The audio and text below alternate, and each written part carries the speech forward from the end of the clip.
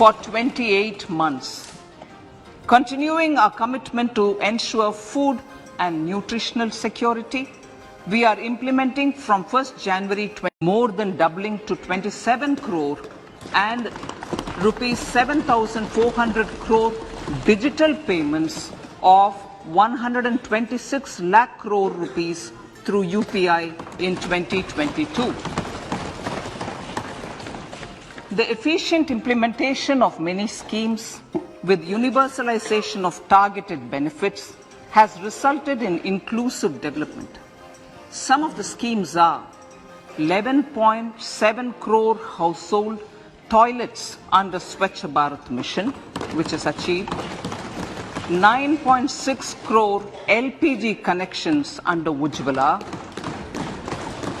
220 crore COVID vaccination of 102 crore persons, 47.8 crore PM Jan Dhan bank accounts, insurance cover for 44.6 crore persons under PM Suraksha Bima and PM Jeevan Jyoti Yojana, and cash transfer of 2.2 lakh crores of rupees to 11.4 crore to over 11.4 crore farmers under PM Kisan Samman Nidhi. Our vision for the Amrit Kal includes technology-driven and knowledge-based economy with strong public finances and a robust financial sector. To achieve this, Jan Bhagidari through Sabka Saath Sabka Prayas is essential. The economic agenda for achieving this vision focuses on three things. First, facilitating ample opportunities for citizens, especially the youth, to fulfill their aspirations. Second, providing strong impetus to growth and job creation. And third, strengthening macroeconomic stability. To service these focus areas in our journey to India at 100, we believe that the following four opportunities can be transformative during Amrit Kal. Economic empowerment of women. Deen Dayal Antyodaya Yojana National Rural Livelihood Mission has achieved remarkable success by mobilizing rural women into 81 lakh self-help groups. We will enable these groups to reach the next stage of economic empowerment through formation of large producer enterprises or collectives, with each having several thousand members and managed professionally. They will be helped with raw materials supply and for better design, quality, branding and marketing of their products. Through supporting these policies, they will be enabled to scale up their operations to serve the large consumer markets, as has been the case with the several startups growing into unicorns. PM Vishwakarma Kaushal Samman, PM Vikas. For centuries, traditional artisans and craftspeople who work with their hands using tools have brought renown for India. They are generally referred to as Vishwakarma. The art and the handicraft created by them represents the true spirit of Atmanirbhar Bharat. For the first time, a package of assistance for them has been conceptualized. The new scheme will enable them to improve the quality, scale, and reach of their products, integrating them with the MSME value chain. The components of the scheme will include not only financial support, but also access to advanced skill training, knowledge of modern digital techniques, and efficient green technologies, brand promotion, linkage with local and global markets, digital payments, and social security. This will greatly benefit the scheduled castes, scheduled tribes, OBCs, women and people belonging to the weaker sections. Tourism. The country offers immense attraction for domestic as well as foreign tourists. There is a large potential to be tapped in tourism. The sector holds huge opportunities for jobs and entrepreneurship for youth in particular. Promotion of tourism will be taken up on mission mode with active participation of states, convergence of government programs and public-private partnerships. Green growth. We are implementing many programs for green fuel, green energy, green farming, green mobility, green buildings and green equipment and policies for efficient use of energy across various economic sectors. These green growth efforts help in reducing carbon intensity of the economy and provides for large-scale green job opportunities.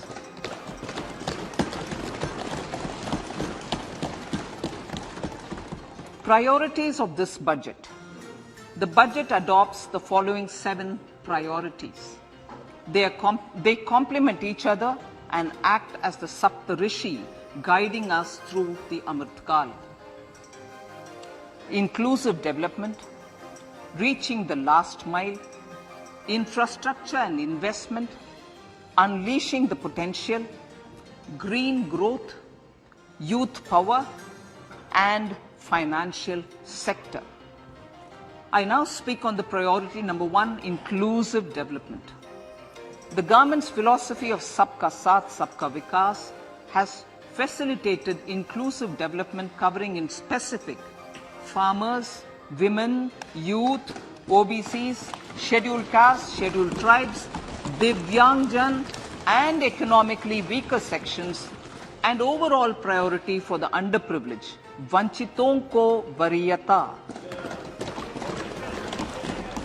There has also been a sustained focus on Jammu Kashmir, Ladakh and the Northeast. This budget builds on those efforts.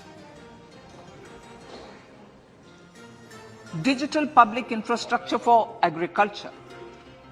Digital public infrastructure for agriculture will be built as an open source, open standard and interoperable public good. This will enable inclusive farmer-centric solutions through relevant information services for crop planning and health, improved access to farm inputs, credit and insurance, help for crop estimation, market intelligence, and support for growth of agri-tech industry and startups.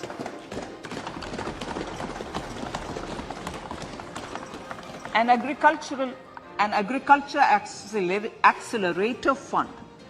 An agriculture accelerator fund will be set up to encourage agri startups by young entrepreneurs in rural areas. The fund will aim at bringing innovative and affordable solutions for challenges faced by farmers. It will also bring in modern technologies to transform agricultural practices, increase productivity and profitability. To enhance the productivity of extra long staple cotton, we will adopt a cluster-based and value chain approach through public-private partnerships. This will mean collaboration between farmers, state and industry for input supplies, extension services and market linkages. We will launch an Atmanirbhar Clean Plant program to boost availability of disease-free, quality planting material for high-value horticultural crops at an outlay of 2,200 crores. Global hub for millets, millets which are Sri Anna. India is the forefront.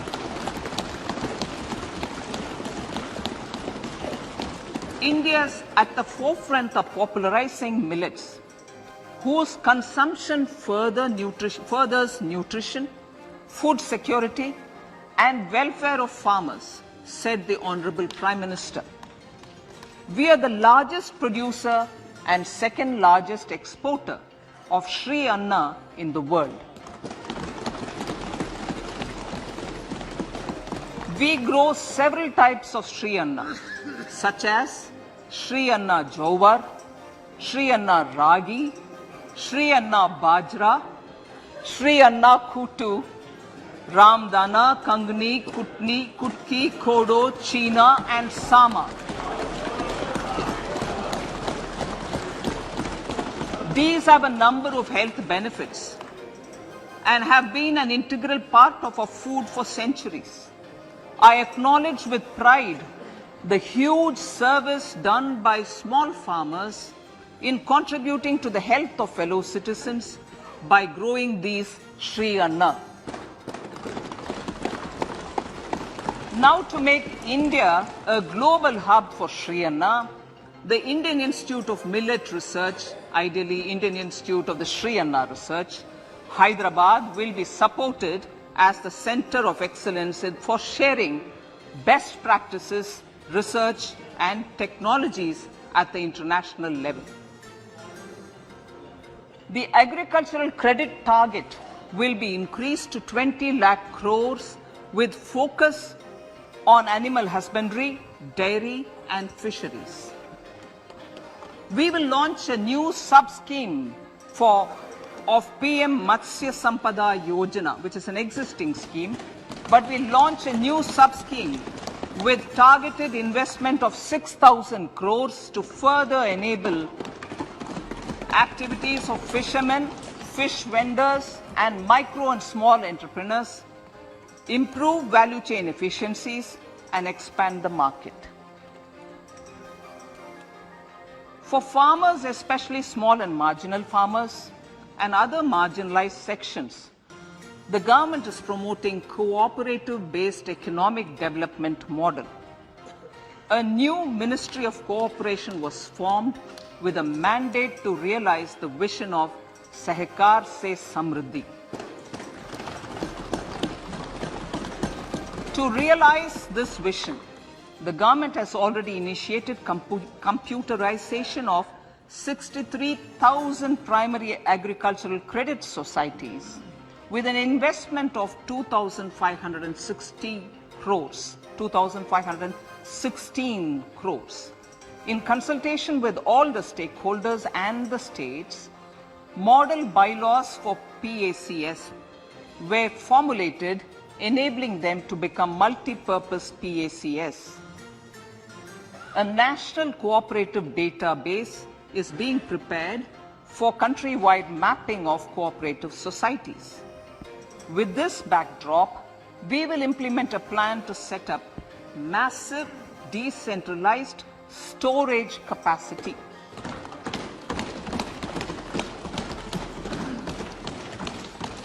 This will help farmers store their produce and realize remunerative prices through sale at appropriate times. The government will also facilitate setting up of a large number of multi-purpose cooperative societies, primary fisheries societies and dairy cooperative societies in uncovered panchayat and villages in the next 5 years.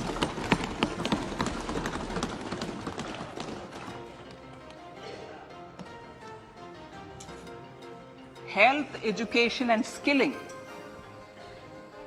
157 new nursing colleges will be established in co-location with the existing 157 medical colleges established since 2014. A mission to eliminate sickle cell anemia by 2047 will be launched. It will entail awareness creation, universal screening of 7 crore people in the age group of 0 to 40 years,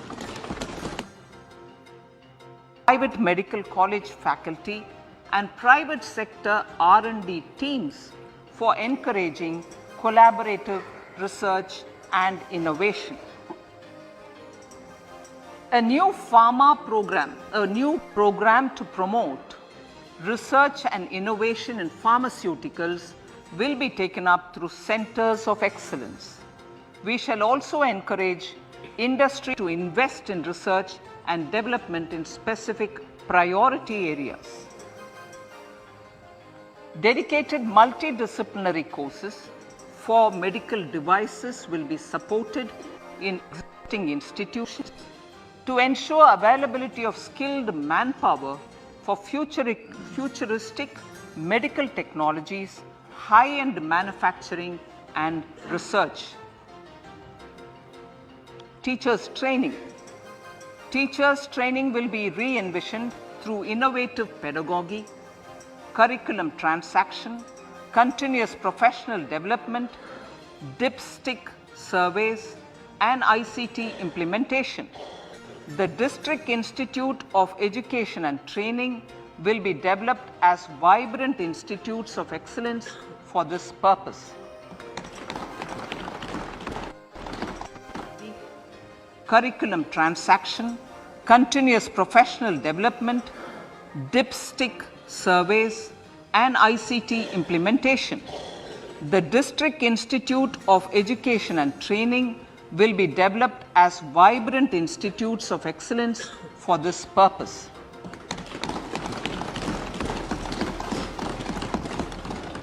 National Digital Library for Children and Adolescents.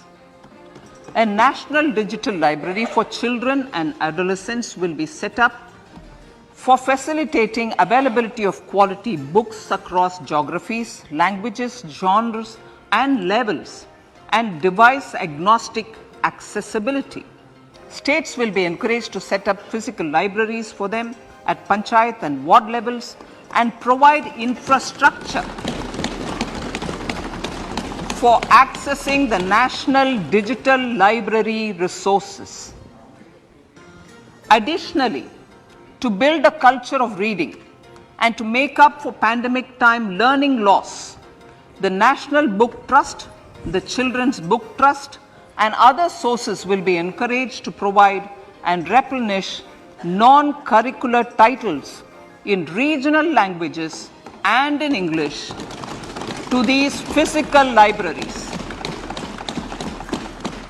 Collaboration with NGOs that work in literacy will also be a part of this initiative. To inculcate financial literacy, financial sector regulators and organizations will be encouraged to provide age-appropriate reading material to these libraries. I move to priority 2, reaching the last mile. Prime Minister Vajpayee's government had formed the Ministry of Tribal Affairs and the Department of Development of Northeast Region to provide a sharper focus to the objective of reaching the last mile. Our government has formed the Ministries of Ayush, Fisheries, Animal Husbandry and Dairying, Skill Development, Jal Shakti and Cooperation. Building on the success of the Aspirational Districts program, the government has recently launched the Aspirational Blocks program covering 500 blocks for saturation of essential government services across multiple domains such as health, nutrition, education, agriculture, water resources, financial inclusion, skill development and basic infrastructure. Manya Speaker Sir, Pradhan Mantri PBTG, which is Primitive Vulnerable Tribal Groups Development Mission, is being launched. To improve socio-economic conditions of the particularly vulnerable tribal groups, the PBTGs as we refer them to, Pradhan Mantri PBTG Development Mission will be launched. This will saturate PBTG families and habitations with basic facilities such as safe housing, clean drinking water and sanitation, improved access to education, health, nutrition, road and telecom connectivity, and sustainable livelihood opportunities. An amount of 15,000 crores will be made available to implement the mission in the next 3 years under the Development Action Plan for the Scheduled Tribes. Ekalavya Model Residential Schools. In the next 3 years, Center will recruit 38,800 teachers and support staff for the 740 Ekalavya Model Residential Schools, which is serving 3.5 lakh tribal students.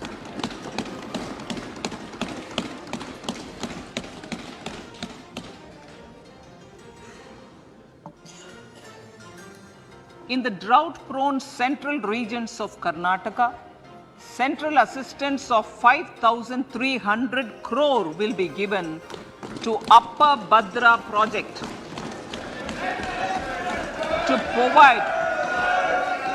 provide sustainable micro irrigation and filling up of surface tanks for drinking water.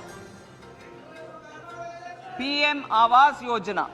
The outlay for PM Awas Yojana is being enhanced by 66% to over 79,000 crores. Bharat Shared Repository of Inscriptions will be set up in a digital epigraphy museum with digitization of 1 lakh ancient inscriptions in the first stage. Support for poor prisoners. For poor persons who are in prisons and unable to afford the penalty or the bail amount, required financial support will be provided.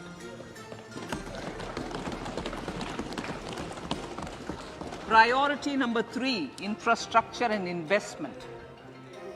Investments in infrastructure and productive capacity have a large multiplier impact on growth and employment. After the subdued period of the pandemic, private investments are growing again. The budget takes the lead once again to ramp up the virtuous cycle of investment and job creation. Honorable Speaker, sir, the capital investment outlay is being increased steeply for the 3rd year in a row by 33% to 10 lakh crores, which would be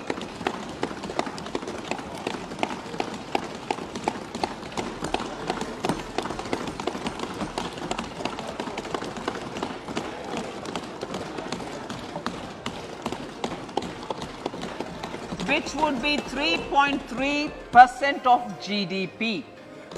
This will almost be 3 times the outlay made in 2019-20.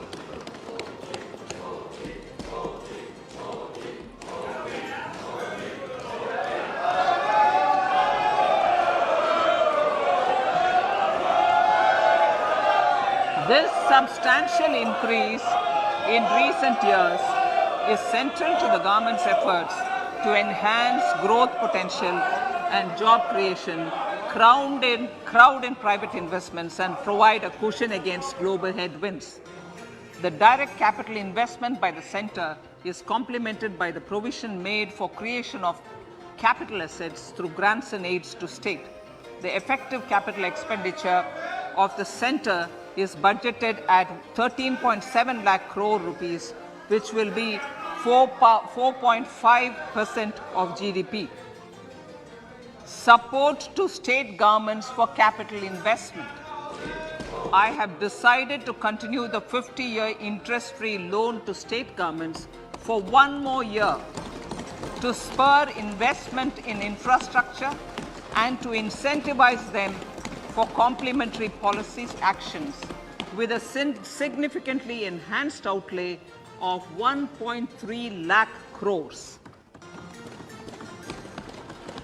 The newly established Infrastructure Finance Secretariat will assist all stakeholders for more private investment in infrastructure, including railways, roads, urban infrastructure and power, which are predominantly depend on public resources. The harmonized master list of infrastructure will be reviewed by an expert committee for recommending the classification and financing framework suitable for Amartkal. A capital outlay, I'm talking about railways now, sir, Honorable Speaker, railways. A capital outlay of 2.40 lakh crores has been provided for the railways. This is the highest ever outlay this highest ever outlay is about 9 times the outlay made in 2013-14. 100 critical transport infrastructure projects for last and first mile connectivity for ports, coal, steel, fertilizer and food grain sectors have been identified. They will be taken up on priority with investment of 75,000 crores, including 15,000 crore from private sources. 50 additional airports, heliports, water aerodromes and advanced landing grounds will be revived for improving regional air connectivity.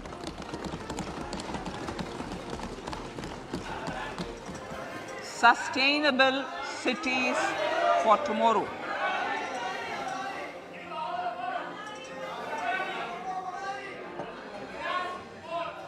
States and cities will be encouraged to undertake urban planning reforms and actions to transform our cities into sustainable cities of tomorrow. This means efficient use of land resources, adequate resources for urban infrastructure, transit-oriented development, enhanced availability and affordability of urban land and opportunities for all. Through property tax governance reforms and ring-fencing user charges on urban infrastructure, cities will be incentivized to improve their creditworthiness for municipal bonds. Like the RIDF, an urban infrastructure development fund will be established through use of priority sector lending shortfall. This will be managed by the National Housing Bank and will be used by public agencies to create urban infrastructure in Tier 2 and Tier 3 cities. States will be encouraged to leverage resources from the grants of the 15th Finance Commission as well as existing schemes to adopt appropriate user charges while accessing the UIDF. We expect to make available 10,000 crore rupees per annum for this purpose. All cities and towns will be enabled for 100% mechanical desludging of septic tanks and sewers to transition from manhole to machine hole mode.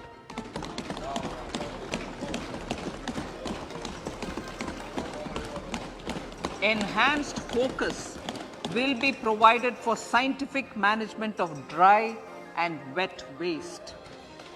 Honorable Speaker, sir, our Prime Minister had said, good governance is the key to a nation's progress.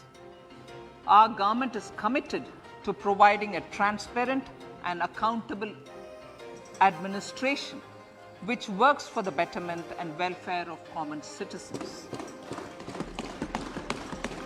Mission Karma Yogi. Under Mission Karma Yogi, center, states and the union territories are making and implementing capacity building plans for civil servants. The government has also launched an integrated online training platform, I Got Karma Yogi, to provide continuous learning opportunities for lakhs of government employees to upgrade their skills and facilitate people-centric approach. Sir, for enhancing ease of doing business, more than 39,000 compliances have been reduced, and more than 3,400 legal provisions have been decriminalized. For furthering the trust-based governance, we have introduced the Jan Vishwas Bill to amend 42 central acts. This budget proposes a series of measures to unleash the potential of our economy. Centers of Excellence for Artificial Intelligence. For realizing the vision of Make AI in India and Make AI Work for India, 3 Centers of Excellence for Artificial Intelligence will be set up in top educational institutions. Leading industry players will partner in conducting interdisciplinary research, develop cutting-edge applications, and scalable problem solutions in the areas of agriculture, health, and sustainable cities. This will galvanize an effective AI ecosystem and nurture quality human resources in the field. National Data Governance Policy.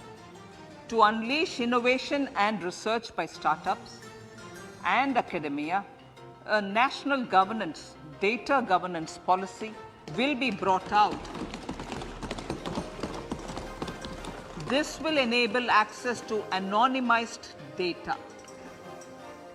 The KYC process will be simplified, adopting a risk-based instead of one-size-fits-all approach.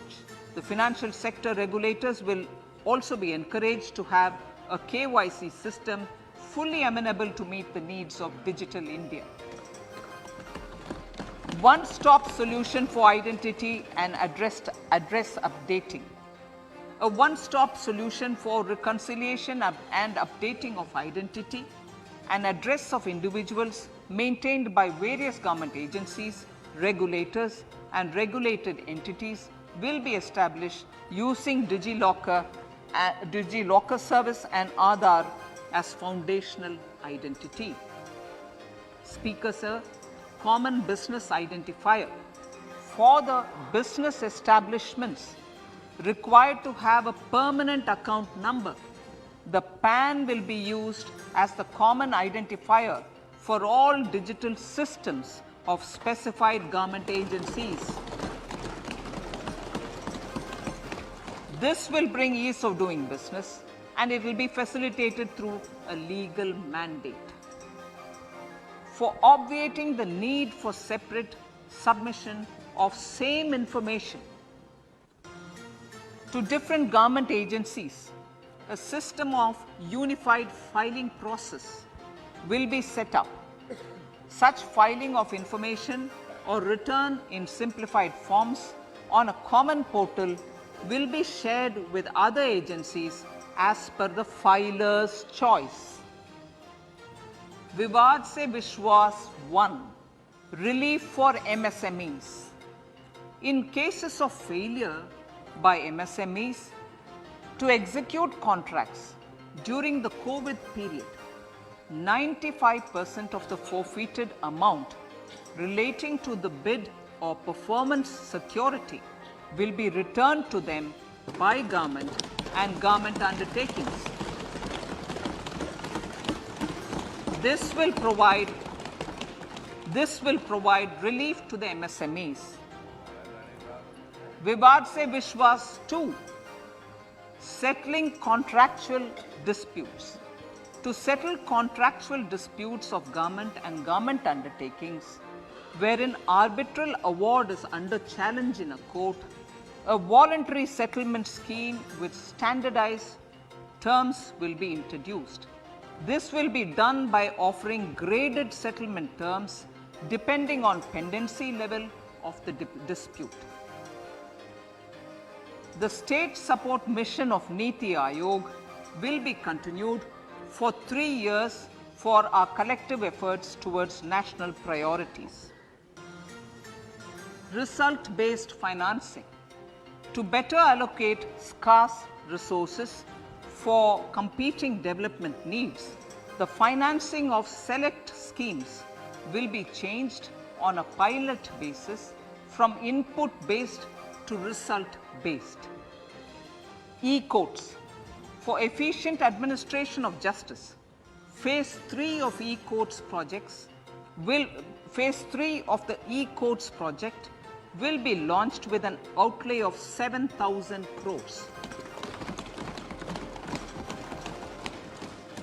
Fintech services in India have been facilitated by our digital public infrastructure, including Aadhaar, PM Jan Dhan Yojana, Video, KYC, India Stack and UPI.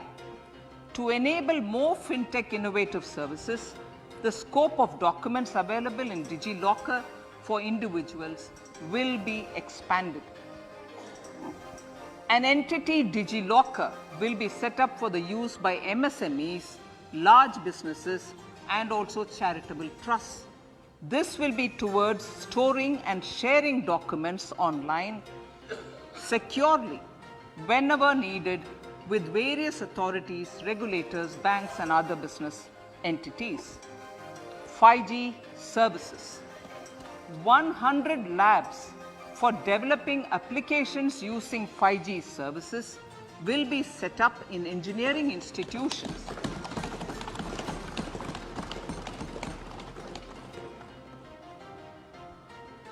To realize a new range of opportunities, business models and employment potential. The labs will cover, among others, applications such as smart classrooms, precision farming, intelligent transport systems and healthcare applications. Lab-grown diamonds. Lab-grown diamonds is a technology and innovation-driven emerging sector with high employment potential. These environment-friendly diamonds, which have optically and chemically the same properties as natural diamonds. To encourage indigenous production of LGD, lab-grown diamond seeds and machines, and to reduce import dependency, a research and development grant will be provided to one of the IITs for 5 years.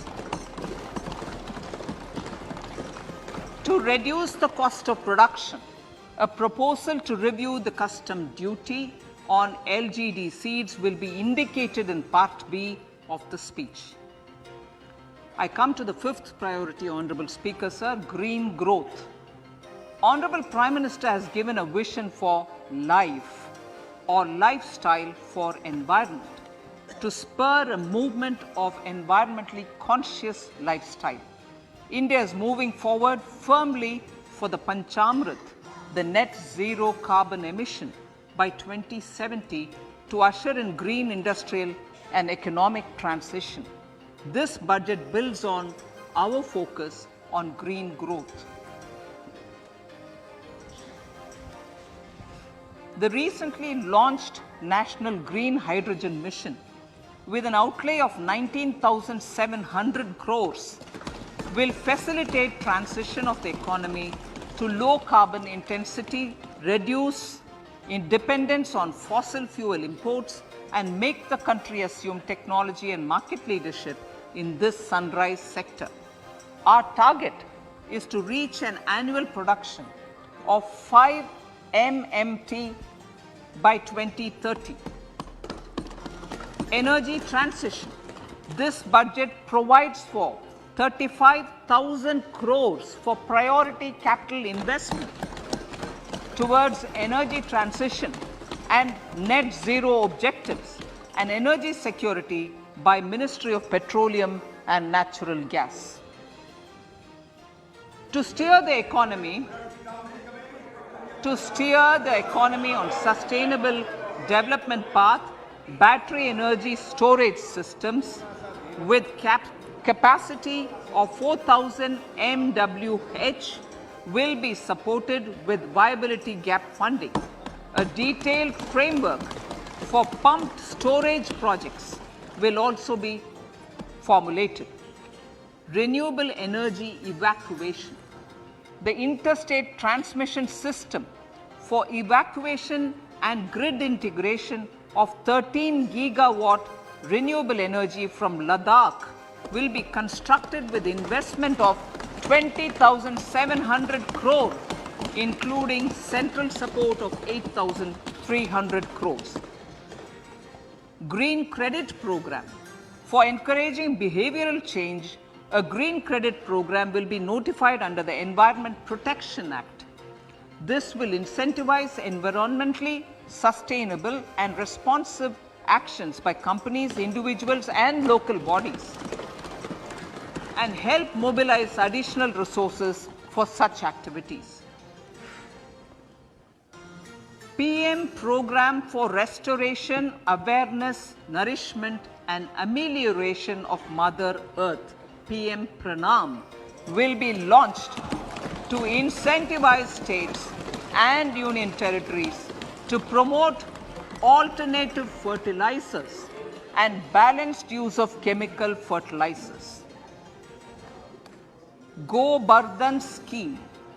500 new waste to wealth plants under Go Bardhan, galvanizing organic bio-agro resources done. Go Bardhan scheme will be established for promoting circular economy.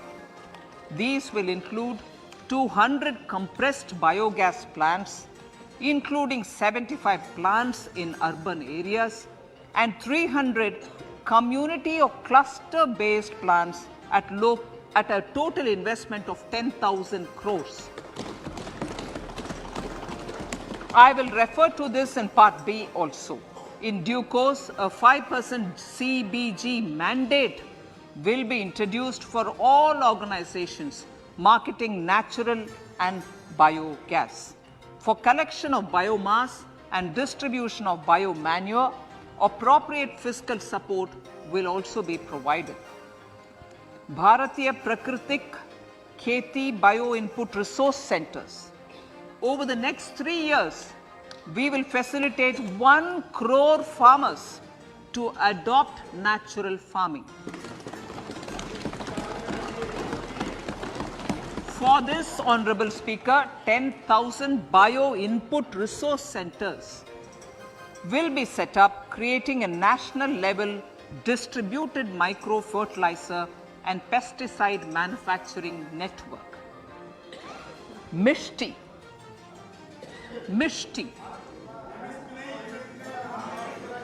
Building on India's success in afforestation, mangrove initiative for shoreline habitats and tangible incomes, Mishti, will be taken up for mangrove plantation along the coastline and on salt pan lands wherever feasible through convergence between Manrega, Campa Fund and other sources. Amrit Dharohar. Wetlands are vital ecosystems which sustain biological diversity. In his latest Mann Ki Baat, the Prime Minister said, now, I quote, now the total number of Ramsar sites in our country has increased to 75, whereas before 2014, there were only 26, unquote. Local communities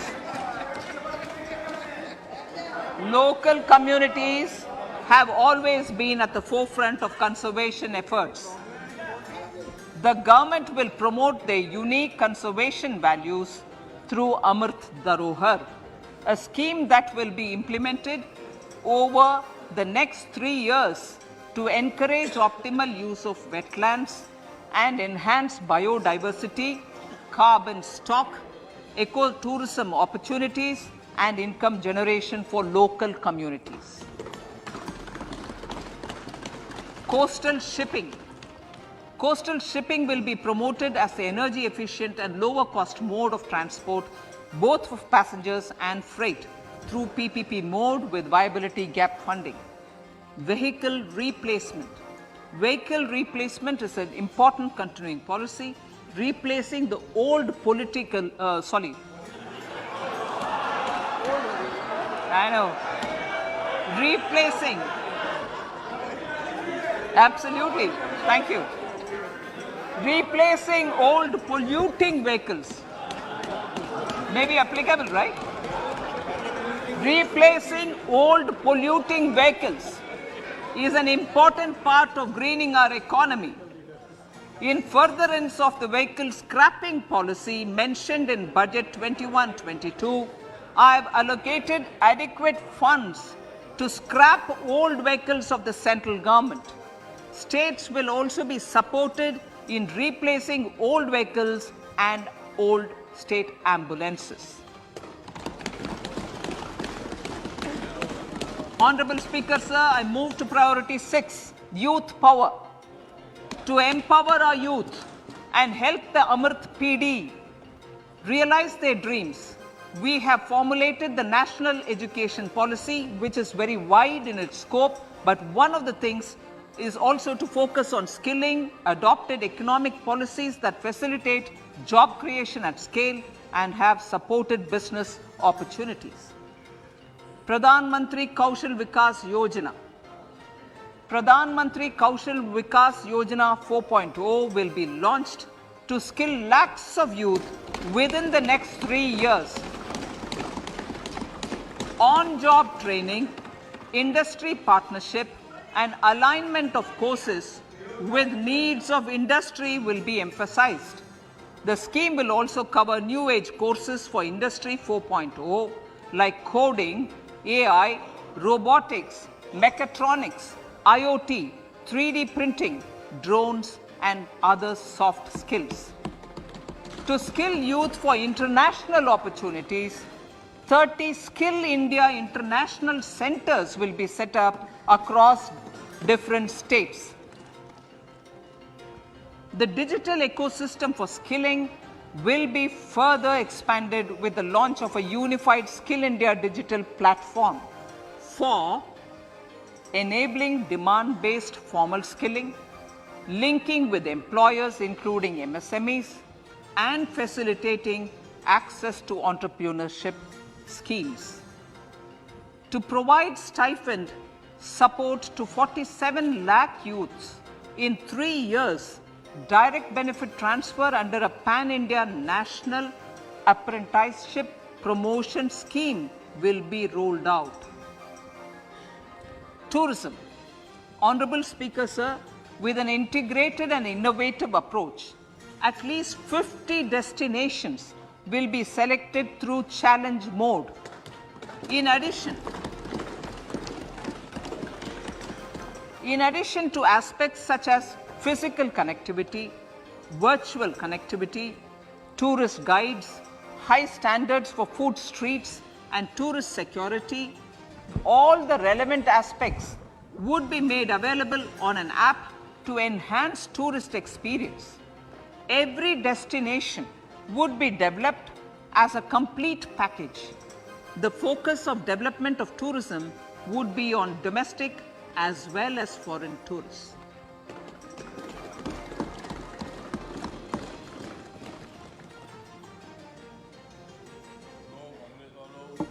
Sector-specific skilling and entrepreneurship development will be dovetailed to achieve the objectives of Dekho Apna Desh initiative.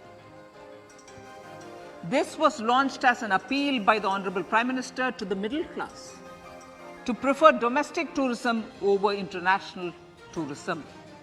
The integrated development of theme-based tourist circuits, the Swadesh Darshan scheme, was also launched.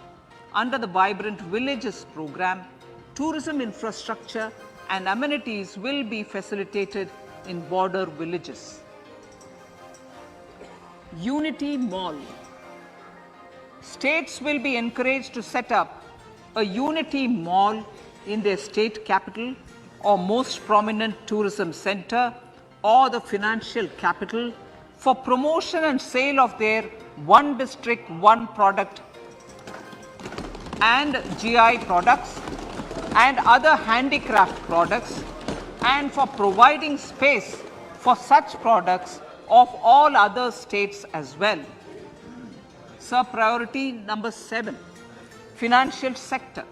Our reforms in the financial sector and innovative use of technology have led to financial inclusion at scale, better and faster service delivery, ease of access to credit, and participation in financial markets. This budget proposes to further these measures. Credit guarantee for MSMEs. Last year, I proposed revamping of the credit guarantee scheme for the MSMEs. I am happy to announce that the revamped scheme will take effect from 1st April 2023 through infusion of 9,000 crores in the corpus.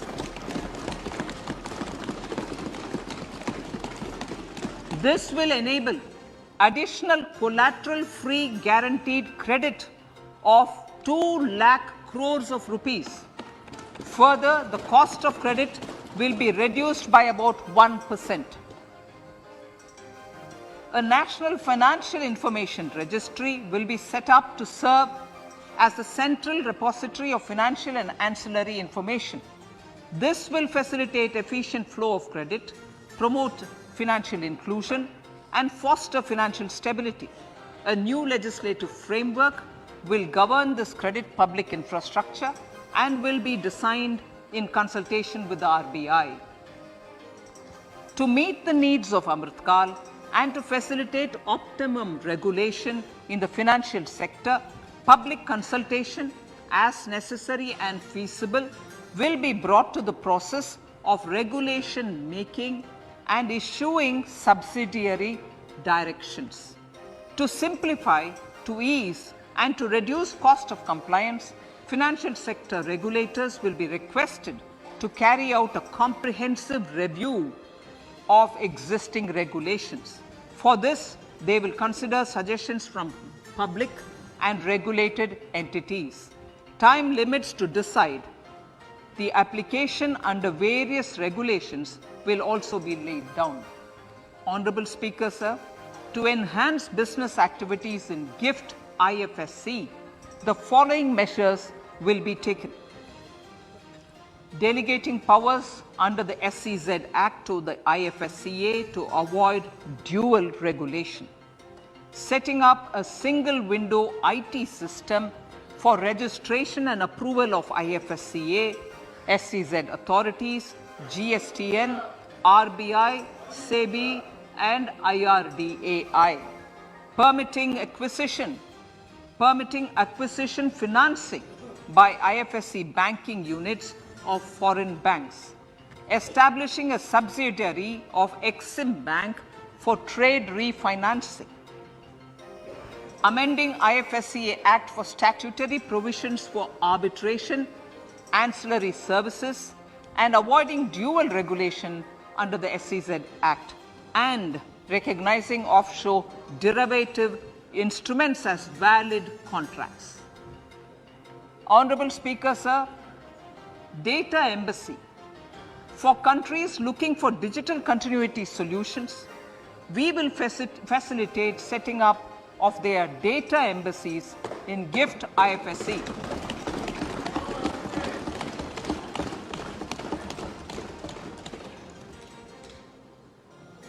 Improving governance and investor protection in banking sector. To improve bank governance and enhance investors' protection, certain amendments to the Banking Regulation Act, the Banking Companies Act, and the Reserve Bank of India Act are being proposed. Capacity building in securities market.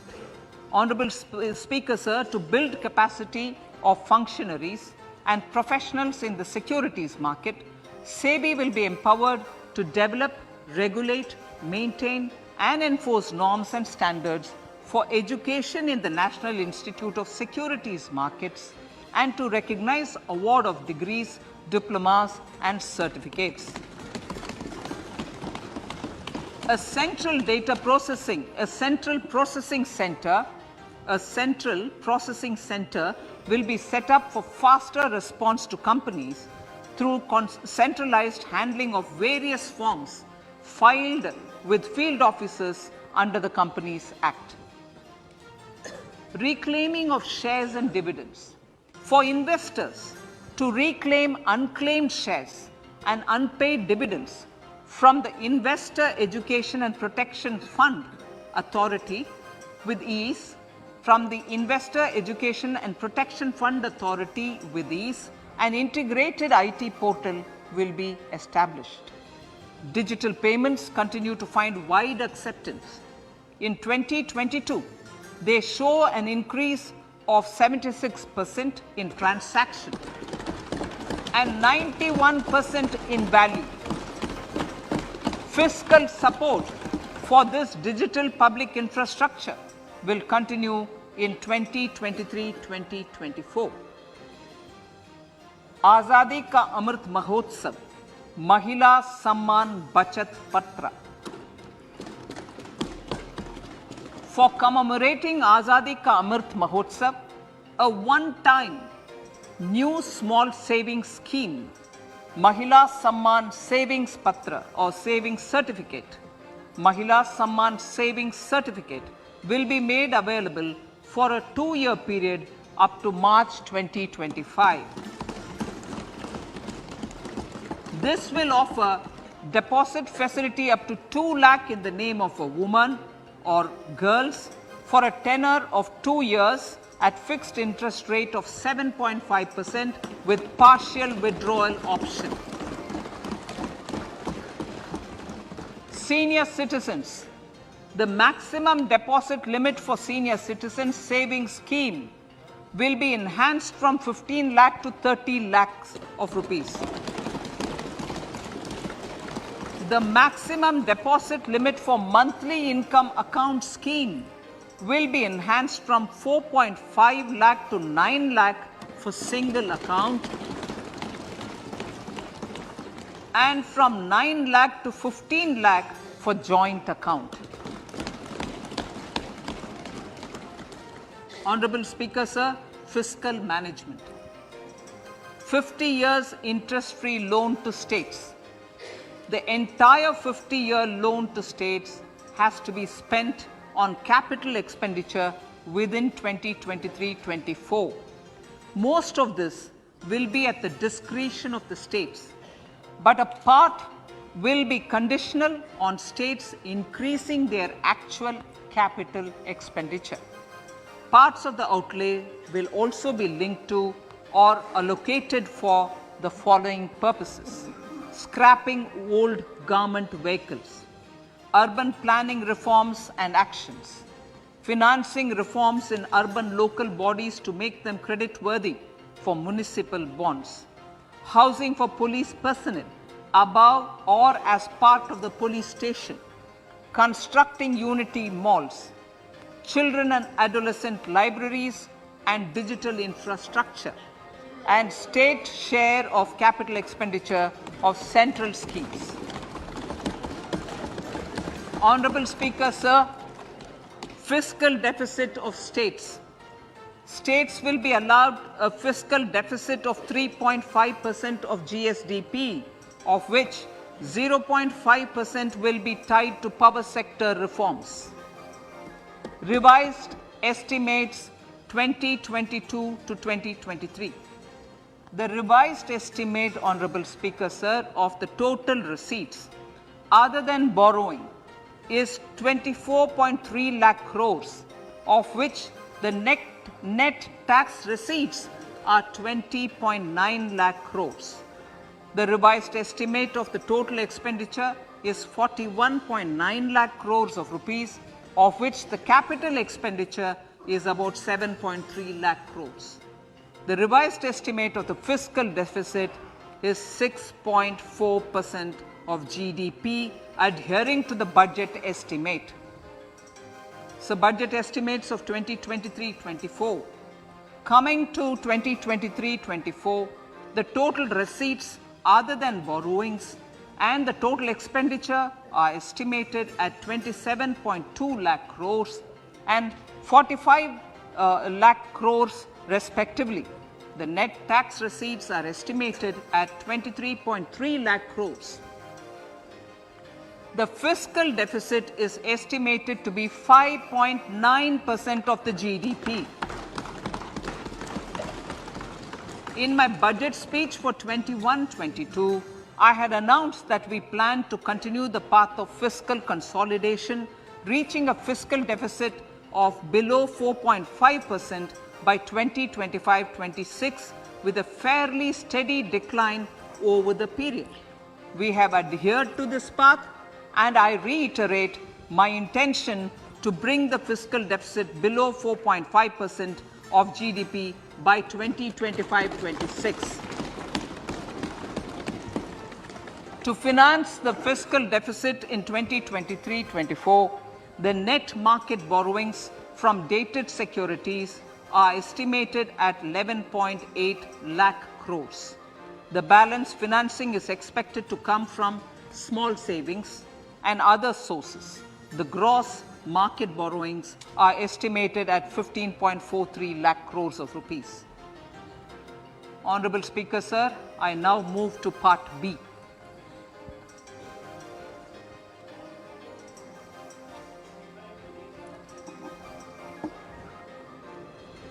Indirect taxes.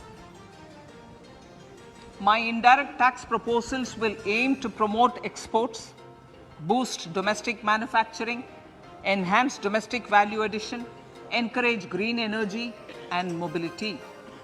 A simplified tax structure with fewer tax rates helps in reducing compliance burden and improving tax administration. I propose to reduce the number of basic customs duty rates on goods other than textiles and agriculture from 21 to 13.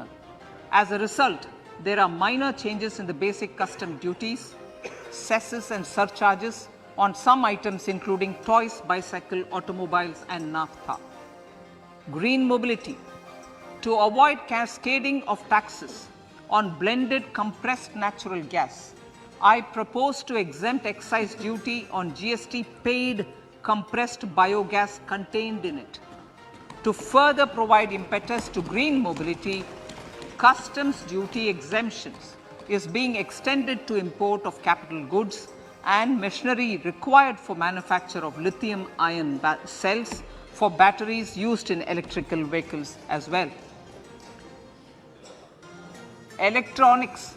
As a result of various initiatives of the government, including phased manufacturing program, mobile phone production in India has increased from 5.8 crore units valued at about 18,900 crore in 2014-15 to 31 crore units valued at 2,75,000 crore in the last financial year.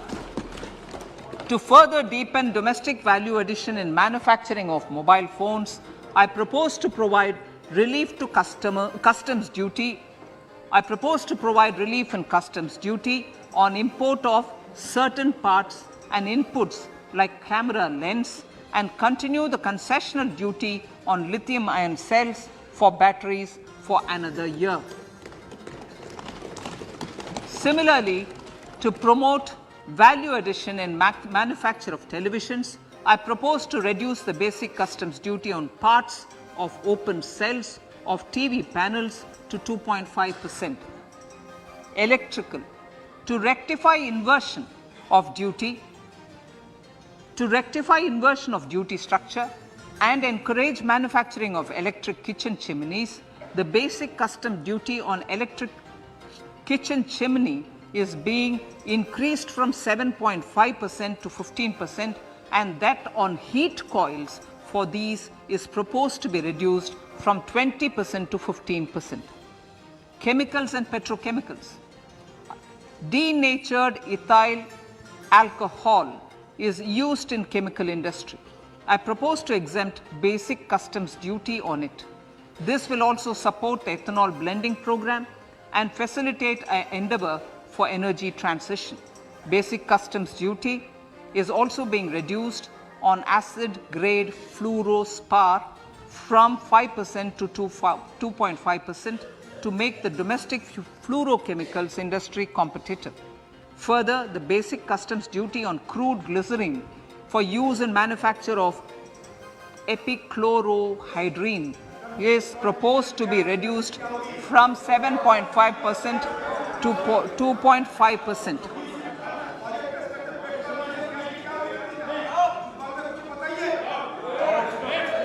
Marine products. In the last financial year, marine products recorded the highest export growth, benefiting farmers in the coastal states of the country. To further enhance the export competitiveness of marine products, particularly shrimps, duty is being reduced on key inputs for domestic manufacture of shrimp feed. India is a global leader, as I said in Part A, in cutting and polishing of natural diamonds, contributing about 3/4 of the global turnover by value. With the depletion of deposits of natural diamonds, the industry is moving towards lab-grown diamonds, and it holds huge promise. To seize this opportunity, I propose to reduce the basic customs duty on seeds used in their manufacture. Customs duties on dore or dore and bars of gold and platinum were increased earlier this fiscal. I propose to increase the duties on articles made therefrom to enhance the duty differential. I also propose to increase the import duty on silver doors, bars and articles to align them with that on gold and platinum. To facilitate availability of raw materials for the steel sector, exemptions from basic custom duty on raw materials for manufacture of CRGO steel, ferrous scrap and nickel cathode is being continued. Similarly, the concessional BCD of 2.5% on copper scrap is also being continued to ensure the availability of raw materials for secondary copper producers who are mainly in the MSME sectors. Compounded rubber. The basic custom duty rate on compounded rubber is being increased from 10% to 25% or 30 kg, whichever is lower, at par with that of natural rubber other than latex, to curb circumvention of duty. Cigarettes.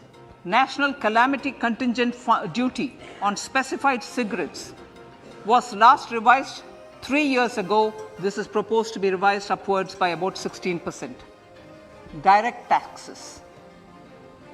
I now come to my direct tax proposals. Honorable Speaker, these proposals aim to maintain continuity and stability of taxation, further simplify and rationalize various provisions to reduce the compliance burden, promote the entrepreneurial spirit and provide tax relief to citizens.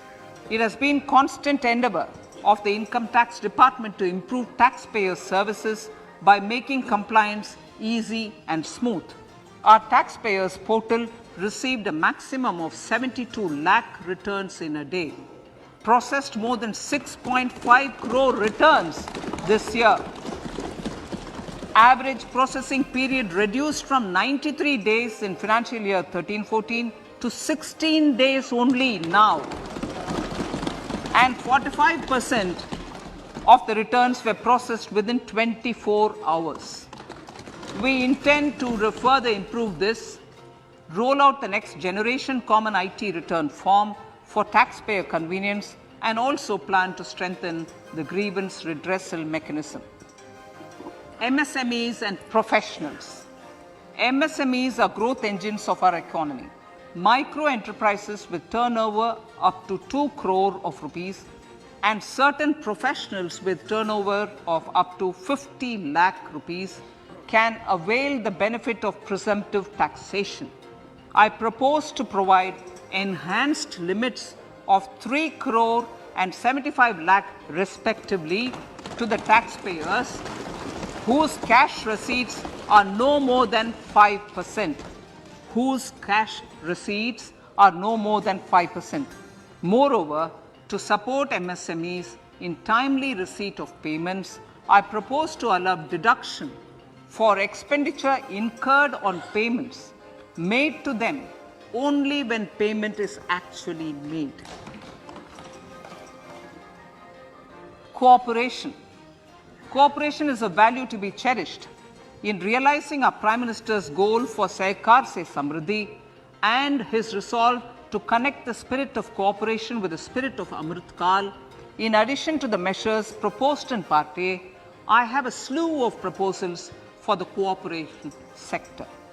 First, new cooperatives that commence manufacturing activities till 2024 31st March shall get the benefit of a lower tax rate of 15% as is presently available to new manufacturing companies. Secondly, I propose to provide an opportunity to sugar cooperatives to claim payments made to sugarcane farmers for the period prior to the assessment year 2016-17 as expenditure. This is expected to provide them a relief of almost 10,000 crores. Thirdly, I am providing a higher limit of 2 lakh per member for cash deposits to loans in cash by primary agricultural cooperative societies and primary cooperative agriculture and rural development banks. I repeat that. Thirdly, I am providing a higher limit of 2 lakh per member for cash deposits to and loans in cash by primary agricultural cooperative societies and primary cooperative agricultural and rural development banks. Similarly, a higher limit of 3 crore for TDS on cash withdrawal is being provided to cooperative societies. Startups.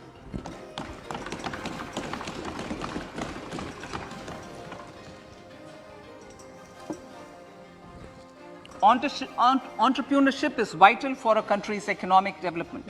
We have taken a number of measures for startups and they have borne results.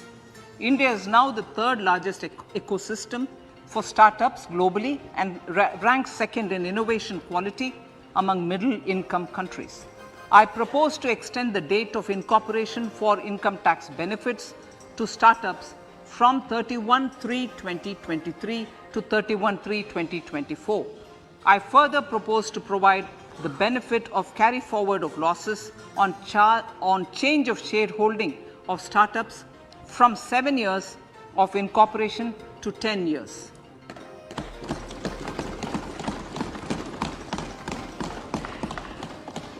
To reduce the pendency of appeals at commissioner level, I propose to deploy about 100 joint commissioners for disposal of small appeals. We shall also be more selective in taking up cases for scrutiny of returns already received this year. Better targeting of tax concessions. For better targeting of tax concessions and exemptions, I propose to cap deduction from capital gains on investment in residential house under Section 54 and Section 54F to 10 crores. Another proposal with similar intent is to limit income tax exemption from proceeds of insurance policies with very high value. Rationalization. Honorable Speaker, sir, there are a number of proposals relating to rationalization and simplification. Income of authorities, boards, and commissions set up by statutes of union or state for the purpose of housing, development of cities, towns, and villages, and regulating and developing an activity or matter is proposed to be exempted from income tax. Other major measures in this direction are removing the minimum threshold of 10,000 for TDS and clarifying taxability relating to online gaming, not treating conversion of gold into electronic gold receipts and vice versa as capital gains, reducing the TDS rate from 30% to 20% on taxable portion of EPF withdrawals in non-PAN cases, and taxation on income for market-linked debentures. Other major proposals in the finance bill relate to the following: extension of period of tax benefits to funds relocating to IFSC, GIFT City till 31/3/2025, decriminalization under Section 276A of the Income Tax Act, allowing carry forward of losses on strategic disinvestment, including that of IDBI Bank, and providing EEE status to Agniveer Fund. Personal income tax.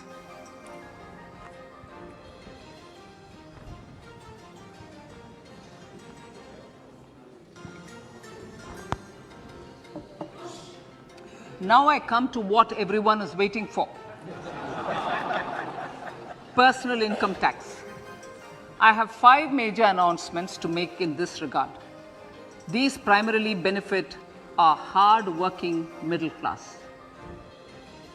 The first one concerns rebate. Currently, those with income up to 5 lakh do not pay any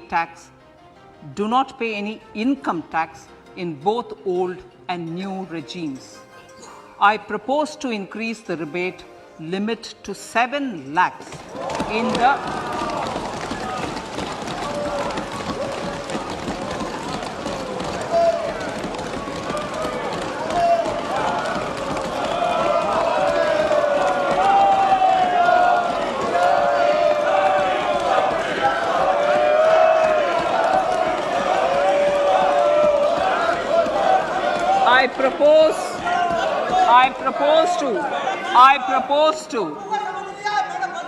I propose to increase the rebate limit to 7 lakh in the new tax regime. Thus, persons in the new tax regime with income up to 7 lakhs will not have to pay any tax at all.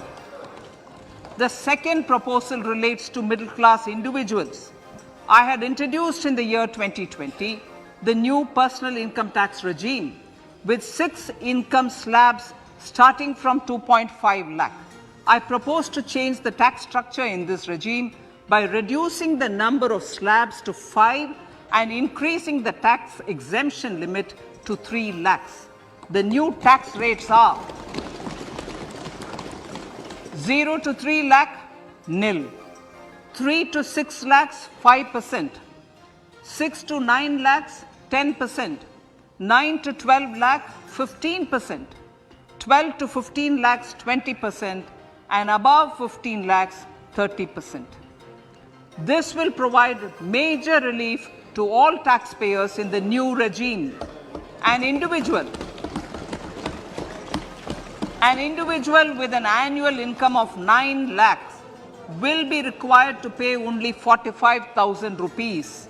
This is only 5% of his or her income.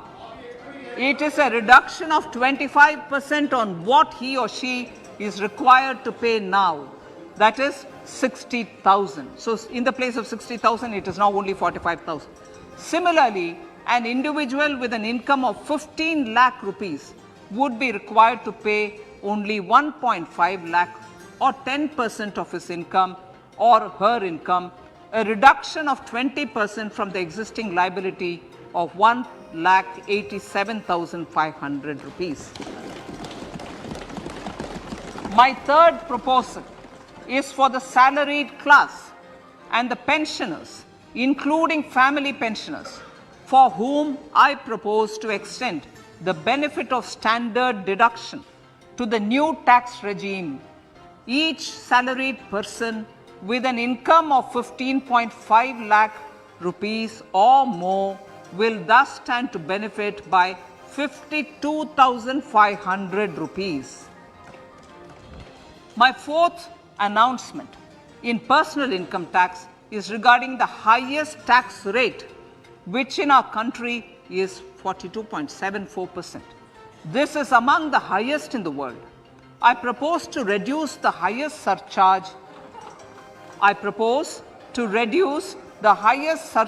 rate from 37% to 25% in the new tax regime.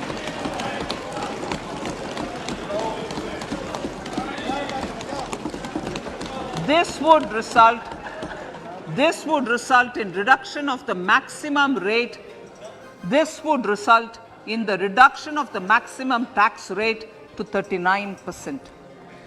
Lastly, the limit of 3 lakh rupees for tax exemption on leave encashment on retirement of non-government salaried employees was last fixed in the year 2002, when the highest basic pay in the government was only 30,000 rupees per month. In line with the increase in the government salaries, I am proposing to increase this limit to 25 lakh rupees.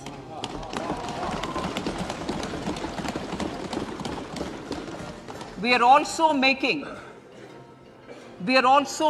the new income tax regime as the default tax regime. However, citizens will continue to have the option to avail the benefit of the old tax regime.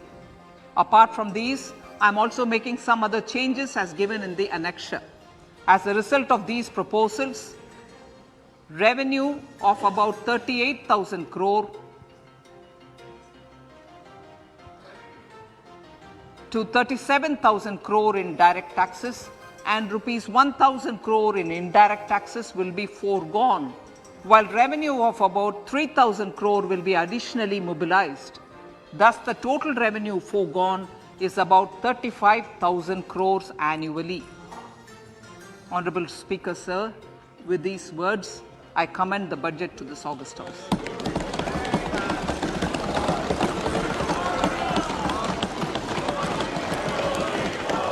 1 hour 25 minutes.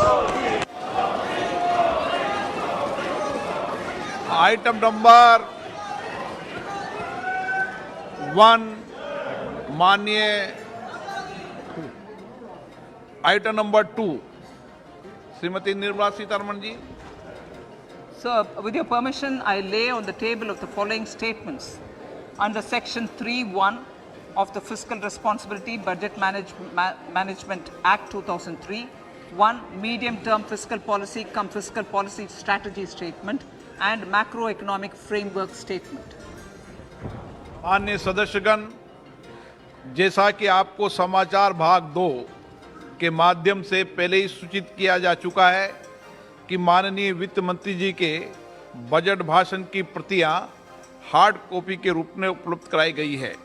आप budget भाषण की अपनी अपनी प्रति प्रकाशन फलक से ले लें. आपको ये भी सूचित किया जाता है कि माननीय मंत्री द्वारा बजट प्रस्तुत किए जाने के पश्चात उसकी प्रतियां आपको मेंबर्स पोर्टल के माध्यम से उपलब्ध करा दी जाएगी. आइटम नंबर 3 माननीय मंत्री जी, वित्त मंत्री जी. Sir, with your permission, I rise to move for leave to introduce the Finance Bill 2023. प्रश्न ये कि विधेयक को पुनर्स्थापित करने की अनुमति प्रदान की जाए. जो सदस्य इसके पक्ष में हाँ कहें, जो सदस्य विरोध में ना कहें. मेरे विचार में निर्णय हाँ वालों के पक्ष में. माननीय मंत्री जी विधेयक को पुनर्स्थापित करें. Sir, I introduce the bill. सभा की कार्रवाई कल गुरुवार दिनांक 2 फरवरी 2023 को प्राप्त 11 बजे तक के लिए स्थगित की जाती है.